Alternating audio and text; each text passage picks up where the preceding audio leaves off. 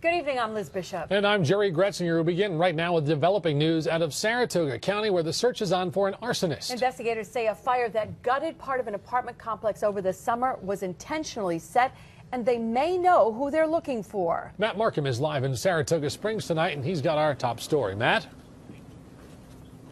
Liz and Jerry, good evening. It's been a while since we've heard any update on this fire after it happened over the summer, but police have told us that the 16 people who were home when this damage you see behind me happened and the 32 people total who lived in this apartment building were very cooperative with police and fire investigators at the time they were trying to figure out what actually happened here. They helped police and investigators, but now they are searching for answers or information or who may be responsible for this.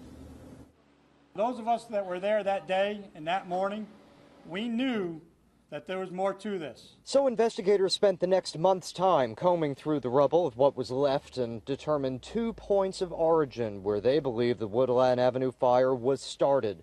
A shared hallway accessible by an unlocked door and a back porch.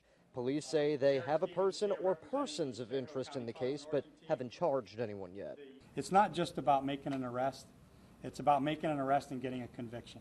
Authorities also developed information leading them to a home in Wilton 21 hours after the fire.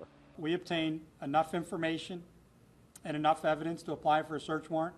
We were granted that search warrant. We executed the search warrant that night, and I'm going to leave it at that. They want to make sure the evidence lines up to put someone behind bars for the fire which burned so ferociously that emergency crews eventually had to back off that July morning. Had that decision not been made, there would have been a minimum of 6 firefighters that would have been buried as that building collapsed. And the assistant chief also reflects about a couple in the first floor apartment and 2 girls in a basement apartment who yelled, alerting others of the fire. Whether you're a spiritual person or not, outside of divine intervention, there's no reason for them to be here.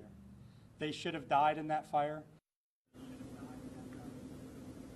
This investigation is not over yet, so police and authorities are asking anybody who may know anything or may have seen anything relating to this fire to go ahead and give them a call and find some more answers in this case, or perhaps find and charge someone who is responsible in this case. The construction of this property might have also had something to do, according to investigators, with how quickly this fire spread, and we'll touch on that at 6 o'clock. Back to the studio. Yeah, Matt, we heard officials talking there about a couple and some young children who lived in the house or the apartment. Can you talk about the people who did live there? What happened to them after the fire?